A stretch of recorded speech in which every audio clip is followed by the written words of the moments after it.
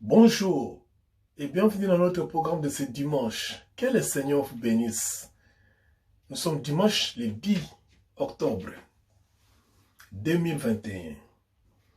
Dans le cadre de notre programme de prédication, nous sommes venus auprès de vous solliciter votre attention. Pendant quelques minutes, nous allons partager la parole du Seigneur.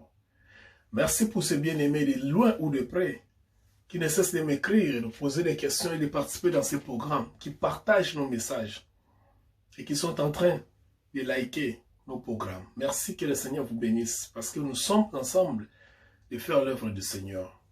Nous bénissons le Dieu de gloire qui nous a donné la vie aujourd'hui, qui a fait lever le soleil sur nous tous et qui nous a donné la bonne santé et le souffle de vie.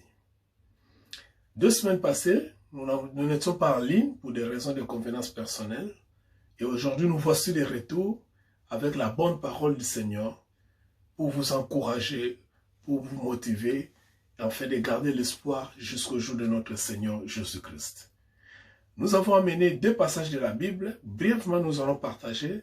Nous allons dire ce que le Seigneur a mis en nous et nous allons conclure. Dans le livre de Jean, chapitre 20, versets 21 à 22. C'est là où nous allons tirer notre passage de ce matin. Lisons la parole du Seigneur. Pierre, s'étant retourné, vit venir après eux les disciples que Jésus aimait, celui qui, pendant le souper, s'était penché sur la poitrine de Jésus et qui avait dit, « Seigneur, qui est celui qui te livre ?» En les voyant, Pierre dit à Jésus, « Et celui-ci, Seigneur, que lui arrivera-t-il? » Alléluia. Et celui-ci, que lui arrivera-t-il? Nous allons prier. Tendre Père, dans le nom de Jésus, merci pour ce beau jour, pour ce cadeau de souffle de vie que tu nous as donné en Jésus-Christ. Merci parce que nous sommes là, non parce que nous avons voulu, mais parce que toi tu as voulu. Tu as destiné nos vies afin de nous attacher à toi jusqu'au jour de notre Seigneur Jésus-Christ. Je bénis mon frère, ma soeur, qui est en train de m'écouter en ce moment. Et je bénis, Seigneur Dieu, tout ce qu'il est en train de faire, tout son état, sa santé, ses affaires, ses entreprises. Père, que la gloire revienne à ton nom. Merci pour ce beau moment que nous allons partager ta parole. Que le nom de Jésus-Christ, ton Fils, soit glorifié. Amen. Alléluia. Merci, bien-aimés, pour l'attention que vous nous accordez dans l'ensemble pour pouvoir partager ces messages. Abonnez-vous sur notre page YouTube. Il y a beaucoup de messages d'édification, des messages qui sont christocentriques, c'est-à-dire centrés sur la personne de Jésus-Christ, et les messages qui sont fondés sur la doctrine de Jésus-Christ. Parce qu'il y a beaucoup de doctrines, mais nous prêchons Jésus-Christ crucifié. Et c'est ces messages qui fera en sorte que vous soyez encouragés partout dans votre parcours jusqu'au jour où le Seigneur reviendra. Alors, qu'est-ce que nous voulons dire ici? Un petit thème que je vais intituler ici. Que lui arrivera-t-il? Que lui arrivera-t-il? Bien-aimé dans le Seigneur, ça c'est la question que beaucoup de gens se posent. Quand tu as des problèmes, quand j'ai des problèmes, quand nous avons des problèmes. Vous savez, ici le Seigneur était avec les disciples après la résurrection. Il leur a apparu, il a fait le miracle des poissons. Nous sommes dans le dernier livre de Jean. Il a fait le miracle des poissons. Ils ont mangé ensemble jusqu'à ce qu'ils étaient dans la joie de voir réapparaître le Seigneur parmi eux, les disciples. Souvenez-vous qu'ils étaient dans l'anxiété. Quand le Seigneur était crucifié, était mort, était mis dans le tombeau, pour eux, c'était une petite déception de voir le Seigneur dans ces conditions. Mais quand le Seigneur ressuscité, il leur a apparu pour leur montrer encore son amour, pour leur montrer encore que je suis toujours avec vous, pour leur montrer encore je vous accompagnerai toujours. C'est ce que les gens oublient quand ils sont devant les situations et devant les problèmes. Les gens pensent que quand vous êtes dans des problèmes, certainement, vous pensez que le Seigneur n'est plus là. Beaucoup de gens souffrent dans leur moral, dans leur mental, du fait qu'ils sont en train de traverser des situations très difficiles. Ils invoquent le Seigneur, Mais ils pensent peut-être que le Seigneur ne les écoute pas. Non, Seigneur, il y a un temps, non bien-aimé, il y a un temps pour toutes choses que le Seigneur a établi pour ta restauration. Et cela est certain. C'est le cas des disciples. Le Seigneur leur a réapparu, je dirais. Et quand il a réapparu, il leur a dit encore des choses. Il a fait des miracles pour leur montrer que je serai toujours avec vous, comme je vous avais promis, jusqu'à la fin de ces jours, de vos jours. Bien aimé, je vais vous dire une chose. Dans la foi chrétienne, ce qui compte dans la foi chrétienne, ce n'est pas nous. La foi chrétienne consiste à ce que Dieu est Dieu. Et tout commence par Dieu, tout finit par Dieu. Ce qu'il a fait, c'est lui qui a accompli. Ce qu'il a promis, c'est lui qui a accompli. Nous, de notre côté, c'est de dire seulement Amen. Parce que quand nous disons Amen, nous exprimons notre foi auprès de lui pour lui dire que voilà, nous sommes d'accord de ce que tu as fait, de ce que tu as promis et de ce que tu vas accomplir à travers cette promesse. Et ici, la Bible est très claire. Dans ce verset, il nous dit, voilà Pierre. Après avoir mangé avec le Seigneur commence à l'exhorter, commence à lui parler. Pierre, paie mes brebis. Pierre, même tu paies mes brebis. Pierre, même tu prends soin de mes troupeaux. Pierre, même tu... Il expliquait beaucoup de choses. Il enseignait Pierre parce qu'il voyait en lui le leader qui devait continuer l'œuvre. Parce que lui, c'était le temps de son ascension. Le Seigneur nous aime beaucoup, bien-aimés. Je sais que les situations sont très difficiles. Nous, les chrétiens, nous vivons des moments très difficiles dans ce monde. Nous vivons des moments où, des fois, les contrôles nous échappent. D'un côté, il y a des soucis, il y a des préoccupations, il y a des inquiétudes, il y a des questions. Mais une chose est vraie, le Seigneur ne nous abandonnera pas. C'est un bon bien-aimé. Après avoir parlé avec le Seigneur, il y a eu maintenant un problème. Quand Pierre parlait avec le Seigneur, Jean n'était pas là. Et Jean, c'est ce jeune disciple que le Seigneur aimait beaucoup. C'est lui qui mettait sa tête sur sa poitrine. Qu'est-ce qui s'est passé? Vous voyez maintenant Jean venir. Pierre, au lieu de se concentrer de ce que le Seigneur lui disait, Pierre, au lieu de se concentrer de ce que les instructions que le Seigneur lui donnait, parce que c'est lui qui devait maintenant conduire la mission. C'est lui qui était maintenant le leader.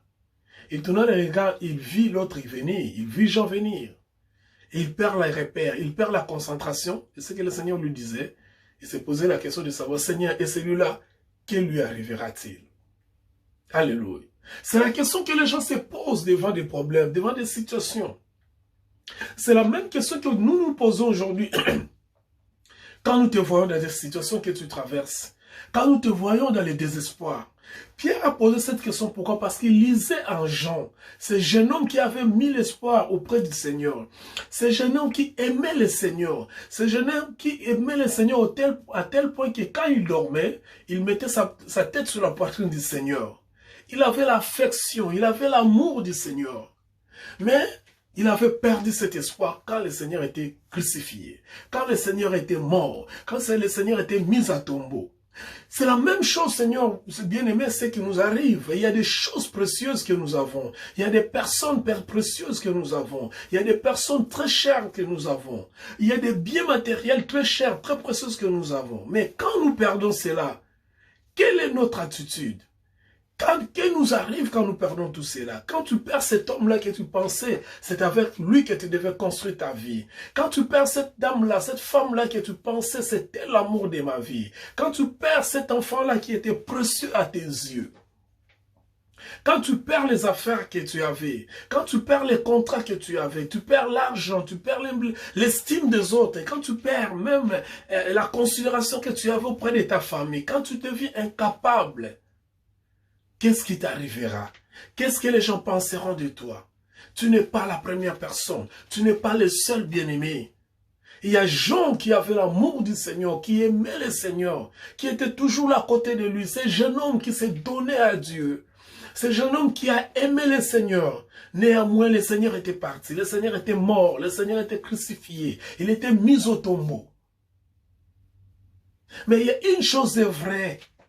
Une chose est vraie, que notre vie ne dépend pas de ce que nous gagnons ou nous perdons. Notre vie, ce n'est pas les résultats de ce que nous perdons ou nous gagnons. Notre vie, ce n'est pas les résultats de ce que les gens disent de nous par rapport à nos échecs ou par rapport à nos réussites.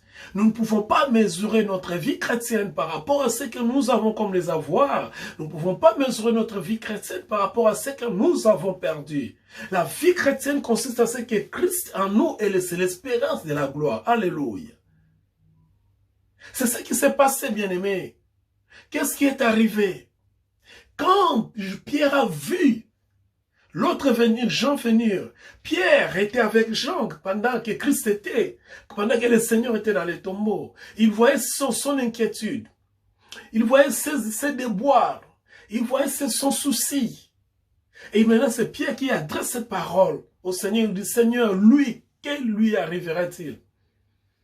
Qu'est-ce qui va arriver par la suite? Les gens se posent ces questions tout autour de ta vie. Qu'est-ce qui va arriver sur ta vie? Qu'est-ce qui va arriver par la suite? Alléluia. Les gens voient ton âge. Ils parlent, voilà, cette dame a atteint 40 ans, 45 ans, 50 ans, qu'est-ce qui va lui arriver? Les gens voient les malheurs dans ton foyer. Ils se posent des questions. Qu'est-ce qui va arriver à cette dame? Qu'est-ce qui va arriver à cet homme? Depuis qu'il était marié, il n'est pas heureux. Elle n'est pas heureuse. Les gens se posent la question, tu n'as pas l'argent aujourd'hui, tu n'as pas de moyens de prendre soin de ta famille. Les gens se posent la question, qu'est-ce qui t'arrivera? Les gens te voient sans travail, sans activité, sans avenir. Tu as perdu le respect, tu as perdu l'honneur, tu as perdu le sens du devoir. Les gens se posent des questions sur toi. C'est tout à fait normal parce que c'est la nature humaine. Mais la réponse est simple. Le Seigneur dit, cela ne te concerne pas. Si je dis qu'il puisse vivre, il peut vivre jusqu'à ce que je revienne. Bien aimé, ta vie ne concerne pas les autres. Ta vie ne concerne pas le nombre de questions que les gens posent sur toi. La vie n'est pas limitée par rapport au nombre des inquiétudes des autres, moins encore tes propres inquiétudes. Ta vie n'est pas calculée ou mesurée par rapport à combien de fois tu fais des soucis, par rapport à combien de fois tu es en train de pleurer. Ta vie chrétienne, parce que tu es en Christ, le Seigneur ne te laissera pas. Il est toujours là avec toi. C'est de lui qui vient les derniers mots. C'est de lui qui vient la dernière décision de ta vie. Parce qu'il y a une destinée qui a été placée, qui a été établie pour toi. Alléluia. Et, bien aimé, tu dois retenir ceci très fort. Il y a encore de l'espoir pour toi. Tiens bon, je vis des miracles et je sais de quoi je parle. Par la petite expérience que nous autres, nous avons avec la foi depuis que nous avons commencé ce voyage. Bien aimé, la petite expérience nous montre beaucoup de choses. Beaucoup de choses. Alléluia. La petite expérience que nous avons avec le Seigneur nous amène à une foi très ferme.